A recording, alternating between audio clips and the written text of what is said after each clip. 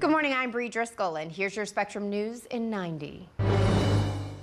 We're still waiting on a number of major decisions from the Supreme Court. Justices handing down 2 decisions yesterday and accidentally posted, then removed a third. We're still waiting for decisions on charges for January 6 rioters, immunity for former President Trump, and the legality of sleeping outside. That leaked draft hinted that the court's decision to side with the federal government upholding emergency access to abortion. President Joe Biden and former President Donald Trump are preparing to take the stage tonight for the first debate of the 2024 election. Now, this is the first time either candidate has debated since 2020. Biden won the coin flip and elected to take the right side podium. That means Trump will get the final word of the night. 3 weeks after President Biden announced new asylum restrictions at the southern border, a new report showing that the number of migrants' arrests has dropped nearly 40%. Biden's executive order puts a cap on how many migrants can claim asylum here in the U.S. At least 2 people are dead after days of severe storms and catastrophic flooding in the upper Midwest. Water levels in the Minnesota, Missouri, and Mississippi rivers are seeing their highest levels in at least a decade. And in Iowa, President Biden approving a disaster declaration for several counties to accelerate federal resources into the area. Now here's a look at your weather on the ones. We're still dealing with persistent heat across much of the country, some storms that extend from the plains all the way into parts of the northeast as we go through the next couple of days. And monsoonal moisture still ongoing in the Four Corners region as well as parts of the southwest. You can see that rain showing up there. Also some showers and storms across parts of the northeast, and that will continue to clear out as we go through today. Temperature wise, though, 96 for Dallas, 101 for El Paso, and 111 for Phoenix.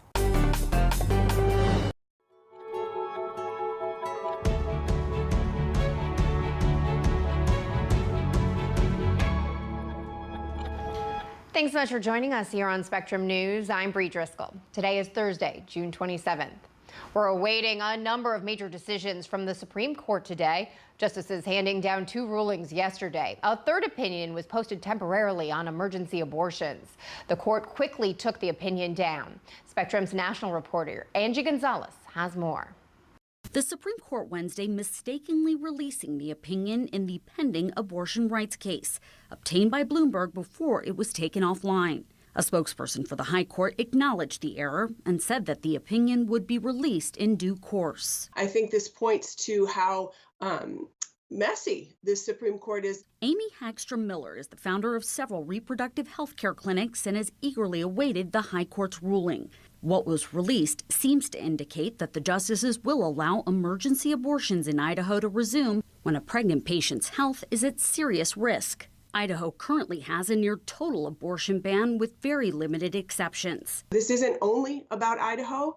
This is really something that all eyes are watching from multiple states across the country to try to figure out what we're able to do to provide basic health care, even if abortion has been restricted. When this case came before the justices in April, attorneys for the government contended that Idaho's abortion restrictions were in violation of a federal law that guarantees a person's right to emergency care. Attorneys for the state argued they do have exceptions for abortion needed if the life of the mother is at risk. Doctors in the state, however, have reported issues. Women are being shipped out of our state for their pregnancy care for a very simple procedure that we can safely perform for them in Idaho. If the decision released yesterday holds, it means that the case could still make its way back to the Supreme Court. The opinion basically said the court now believes it got involved in the case too early. In Washington, Angie Gonzalez, Spectrum News.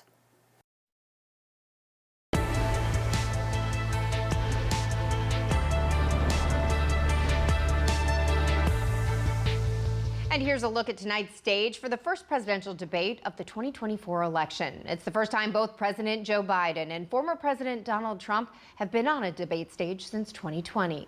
Our Taylor Popolars has a preview.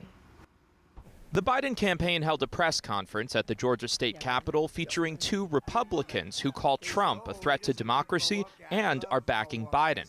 former Illinois Congressman Adam Kinzinger, and former Georgia Lieutenant Governor Jeff Duncan. A clear play for Republican voters who do not like Trump. I am proud to stand up here today as a conservative Republican and endorse Joe Biden for re-election to President of the United States. There are political ramifications to this decision, but they pale in comparison to 4 more years of Donald Trump. Across town, the Trump campaign held a roundtable at a barber shop focused on Black American business leaders in a state where over 33% of the population is Black. Black excellence is for everyone. Trump and Biden have not debated each other or anyone else since they faced off in October 2020. Biden has spent the last week away from the cameras at the presidential retreat Camp David in Maryland, prepping with over a dozen close aides. Trump, meanwhile, has been informally meeting with allies while making at least 4 campaign stops in different states. At a GOP voter training event in Pennsylvania last week, Trump fans echoed his unfounded claim that the debate might be rigged against him. I watch it for no other reason to see how the media is, spinning it, and how the moderators are spinning it, and, how they try to rig things to help hapless old Joe. Here in Georgia, one Biden fan told us the debate will not affect her support for the president. There's not really a choice, I guess. I was a political science major, got my grad degree in political science, and I know enough about autocracy to know that Trump is a problem. Georgia native and political communication expert Casey Myers says the debate could still make a difference. If you look at a state like Georgia, which went for Trump in 2016 and then went for Biden in 2020 by a very small margin, you may see a situation where these debates really have an impact, and they may have an impact on those undecided voters. Reporting in Atlanta, Georgia, Taylor Popolars, Spectrum News. And a reminder, you can watch the CNN presidential debate tonight at 9 p.m. Eastern, 6 Pacific on CNN or simulcast right here on Spectrum News. Our coverage starts 5 minutes before debate time. Then our political team breaks down all the hits and misses in our post-debate special. Iranians head to the polls tomorrow to select the country's next leader, replacing the late Ibrahim Raisi, who died in a helicopter crash. 5 candidates are on the ballot, approved by the country's leadership. One reformist is on the ballot, Iran's parliament speaker. The other 4 candidates all back the country's supreme leader, the Ayatollah Khomeini. On Tuesday, Khomeini called for maximum voter turnout. One candidate dropped his candidacy overnight, which is common in the final hours before an Iranian presidential election, trying to unite around a single candidate. Bolivian President Luis Arce calling on his people to organize and mobilize following an attempted military coup. The dramatic scene playing out yesterday as former Army Chief General Juan Zuniga led soldiers into the presidential palace. Zuniga, who was dismissed as commander of the Bolivian army just the day before, was later detained and seen being forced into a police vehicle. The CDC warning of a record number of dengue fever cases around the world, how it's transmitted, and what you can do to stay safe. That's ahead here on Spectrum News.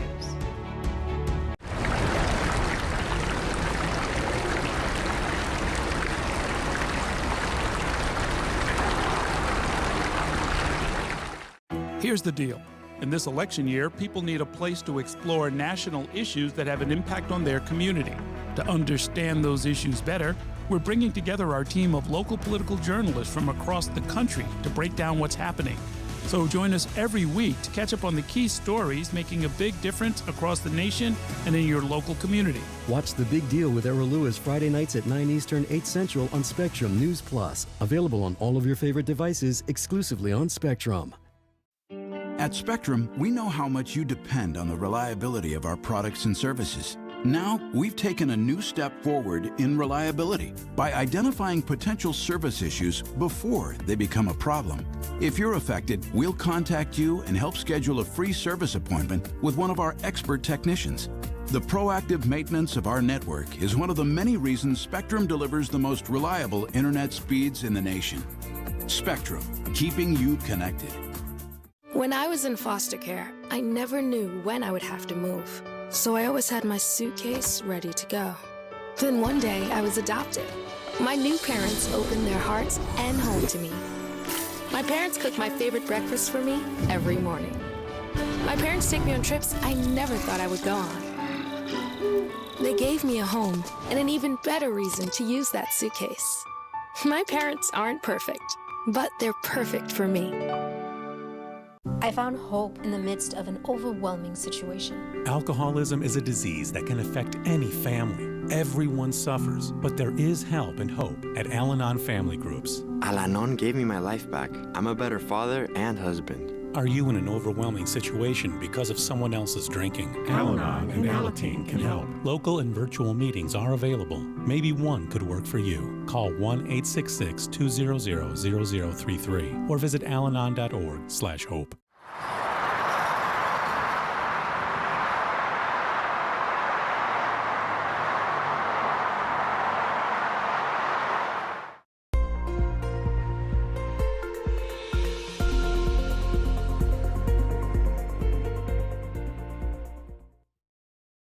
Welcome back to your Weather on the Ones on this Thursday. We're keeping an eye out for some showers and storms. We've talked a lot about the heat, which obviously you can see still some very hot temperatures in Dallas, 96, 89 for New Orleans, 89 for Memphis. But that is a little bit of a cool down compared to yesterday. But the storms have been pretty persistent. We're expecting to see that across the northern tier, the interior west, getting into the plains and the Midwest as we go through today and tomorrow. Not as many heat alerts, but still a heat advisory for the Dallas area today. Heat index values over 105. That's possible also toward the coast of North and South Carolina. Some very hot and humid air there. We've picked up a good amount of rain over the past couple of days.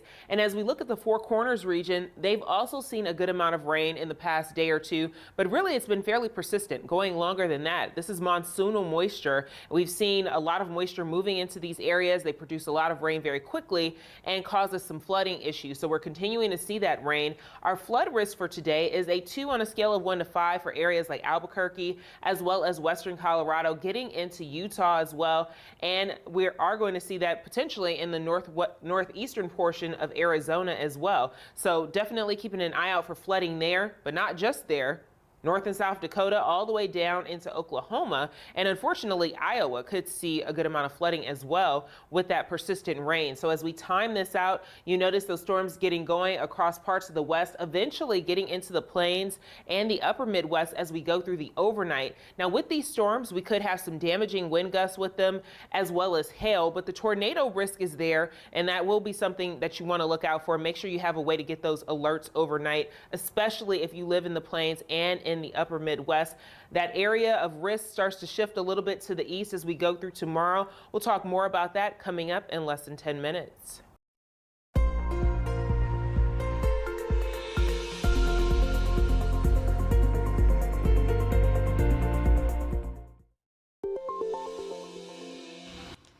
Well, if you're just joining us or heading out the door, here's a look at what you need to know.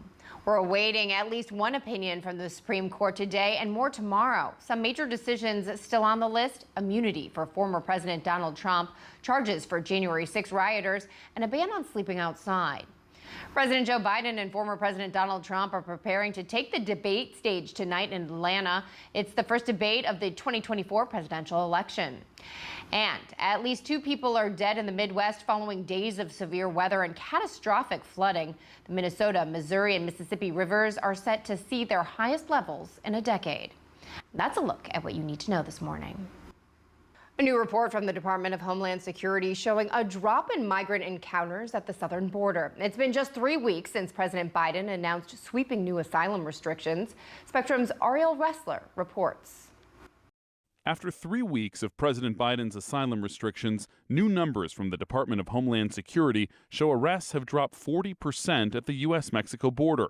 Secretary of Homeland Security Alejandro Mayorkas was in Tucson, Arizona Wednesday, a busy corridor for illegal crossings. In 3 weeks, we have operated over 100 international repatriation flights to more than 20 countries and removed or returned more than 24,000 individuals. The president's executive order bars migrants who cross the U.S.-Mexico border illegally from seeking asylum once a daily threshold is met. Homeland Security says the 7-day average number of migrant apprehensions dropped below 2,400 per day, the lowest number since January 17, 2021. Just before Biden took office. When those numbers were very high, our manpower was being concentrated on processing. So with that decrease, we're able to field more agents out in the field. Mayorkas said the numbers are moving in the right direction and praised the agency's staff, but he also noted that opponents have sued to stop the restrictions and says the asylum policy is no substitute for congressional action. We are continuing to call on Congress to provide the resources we need to support our men and women on the front lines of our border. President Biden is considered especially vulnerable with voters when it comes to immigration. Senior administration officials say the president's executive order will remain in effect until the daily average of migrants is less than 1,500 between ports of entry. Ariel Wessler, Spectrum News. The Centers for Disease Control and Prevention warning this week about an increased risk for dengue virus infections here in the U.S. The CDC says so far in 2024, countries are reporting a higher than usual number of dengue cases. In the Americas, a record number of cases have been reported. In the U.S., about 1,500 cases have been reported so far this year. A case was confirmed in the Tampa Bay area, likely caused by a mosquito bite. Our Kate McVeigh has more from Florida. David Feast is the director of Hillsborough County Mosquito Management. We met him at the lab today for a closer look at some samples. So this is Aedes albopictus, or the Asian tiger mosquito. One of the two species in our area that can transmit the dengue virus. The other is the Aedes aegypti. We call these container breeders, and what that means is these mosquitoes you'll find around the homes. Either or the likely culprit behind the latest case of locally transmitted dengue here in Florida, reported out of Hillsborough County over the weekend. According to the Florida Department of Health, that makes 8 total across the state, 6 in Miami-Dade and another in Pasco County. For our coverage today, we wanted to get Mosquito Control's reaction. I'm not surprised, but we treat this as we do all of our cases. While there's no need to panic, Feast says it is time to amp up spraying efforts. This machine is specifically to control the mosquitoes when they're still in the water. That's when the mosquitoes are in the larval stage, and Feast says easier to control. If we try to go into an area with our truck spraying, trying to knock down those adults with our product, we're only going to knock down about 30% of them. Making it even more important for residents to do their part too by emptying out any standing water around your property. Now that means checking things like bird baths, buckets, even kiddie pools that may have some water still left in them. But it doesn't take much for mosquitoes to lay eggs. Officials tell us they only need about 1/4 of an inch. So for example, take this bottle cap. We are told a mosquito can lay up to 100 eggs, even in something this small. So that's something to keep in mind as you're out checking your yard. In Hillsborough County, Kate McVeigh, Spectrum News. The Tennessee Attorney General's office has turned over its investigation into the failed Graceland foreclosure to federal investigators. According to a statement from the AG's office, it looked into Elvis Presley's Graceland estate. Tennessee officials found it was a matter best suited for federal law enforcement. Presley's granddaughter, Riley Keough, filing a lawsuit in May against a company claiming to hold the deed to the property. Keough claimed fraud and sued to protect the estate from foreclosure. The Department of Justice declined to comment. Pandas are returning to the San Diego Zoo, and they are on their way from China right now. They are the first pair to enter the U.S. from China in 21 years. The two pandas, Yun Chan and Qin Bao, left China last night on a flight to California. The rare loan was finalized in February, just months after Chinese President Xi Jinping recommended sending the pandas as, quote, envoys of friendship. China's panda diplomacy program stretches back to the 1970s. Play ball. Members of the press taking on members of Congress. A recap of the fundraising game next on Spectrum News.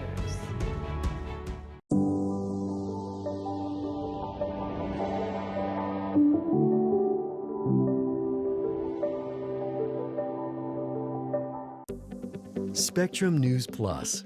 News from a new perspective, dedicated to refreshing storytelling and empowering communities across the nation. With balanced reporting, providing real context and in-depth coverage 24 hours a day. Here's a look at your forecast across the country. Local stories, connecting communities. We are Spectrum News Plus. Streaming now on the Spectrum News app and free with your Spectrum subscription.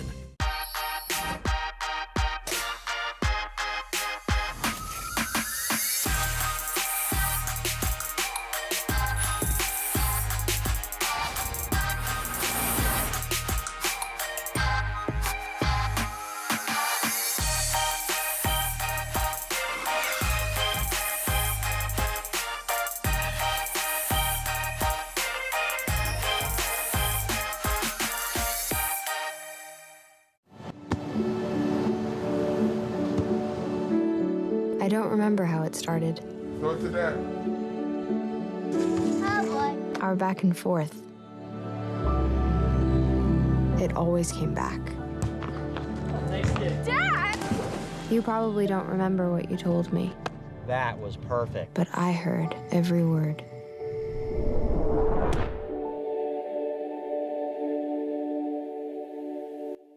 Hey, Bobo, do trees tell each other stories? I'm sorry. I'm afraid I don't know that. Hey, why don't we go find out? Listen. Do clouds take naps? I couldn't tell you. Dad, do stars visit their friends? Look!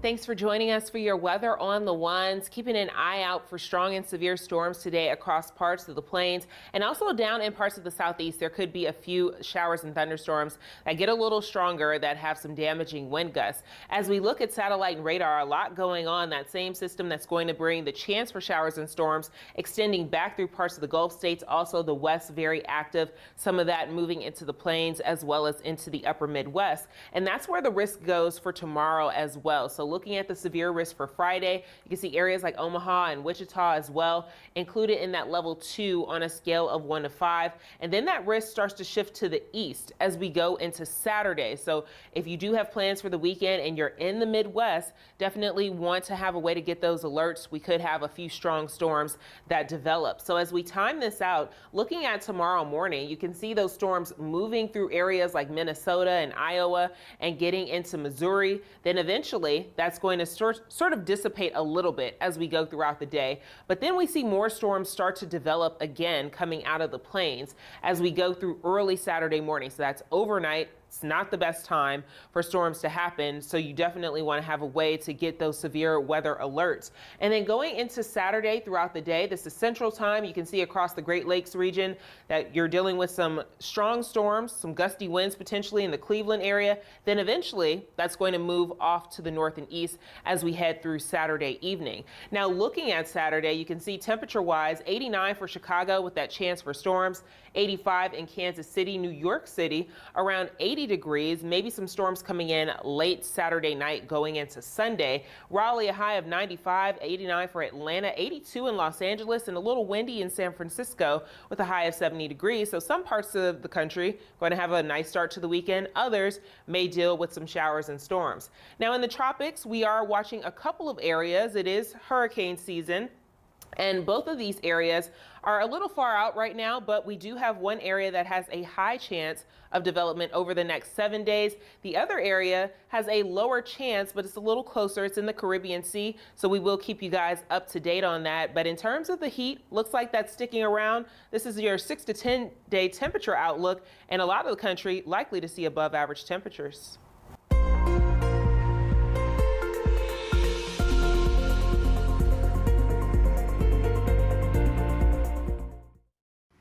Well, the partial failure of the Rapidan Dam in Minnesota forced a local landmark to fall into the Blue Earth River. That's crazy how much stuff is just built up right there. The house belonged to the owners of the Rapidan Dam store, but fortunately, no one was home at the time.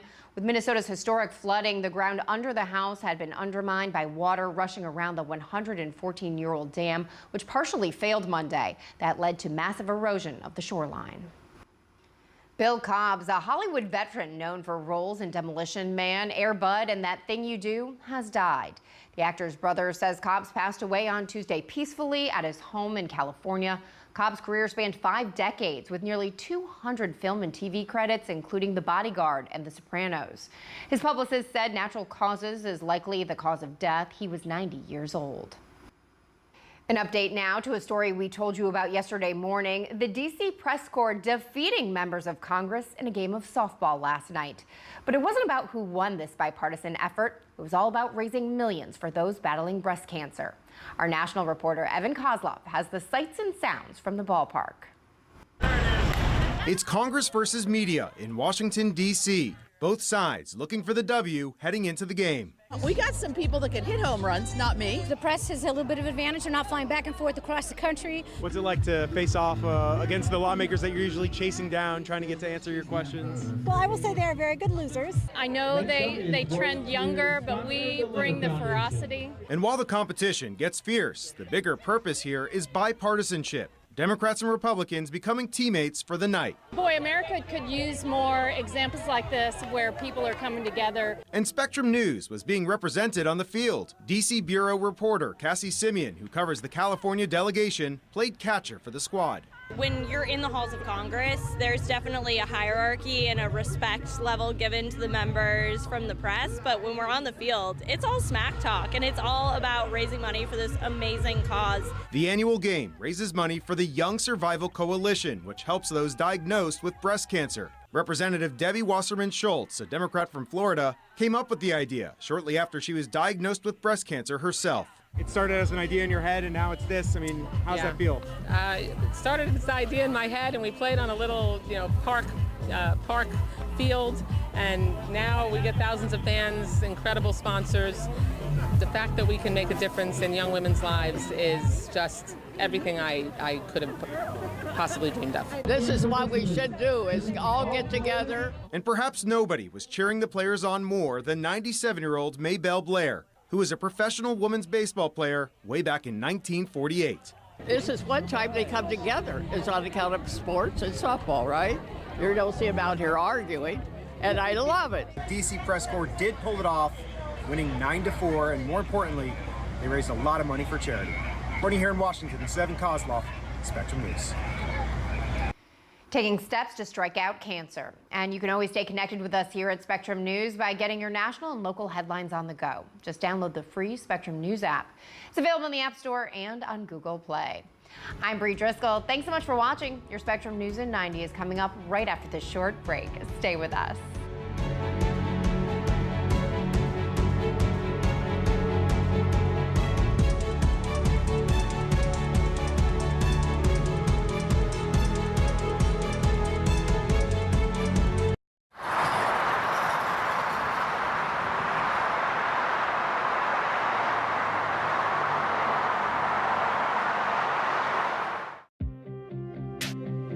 The 2024 election will decide who leads our nation and the balance of power in Congress, impacting all of us. From Capitol Hill to the Oval Office, let Spectrum News be your resource for balanced, in-depth coverage with our dedicated experts in local politics. Strengthening democracy by informing your community. That's our mission. Available on all of your favorite devices, exclusively on Spectrum. At Spectrum, our workforce of over 100,000 employees are all located right here in the U.S. You can find them in our stores, in the field, and in our call centers with 100% U.S.-based customer service. Our team works hard to provide the towns, cities, and neighborhoods they live in with the reliable services that everyone counts on, making us one of America's most trusted companies. We're Spectrum, creating jobs and opportunities across the country, and proud to be 100% U.S.-based. When I never graduated from high school, I realized I wanted to go back to school because I didn't want to work these back-breaking jobs the rest of my life. With the help of my father and having my son, that was all the motivation that I needed to come back to school. I felt accomplished, made me feel that I could take on whatever challenges life throws at you. Find free adult education classes near you at finishyourdiploma.org. My mother was always very familiar with her neighborhood, but one day she stopped at the stop sign for much longer than usual. And she didn't know whether she should go forward or turn, and she wasn't even really sure where she was at. It was very unsettling for her. I felt so much better after my son told me, "Mom, I don't want you to worry or be afraid. I'll be there for you, and we'll figure it out."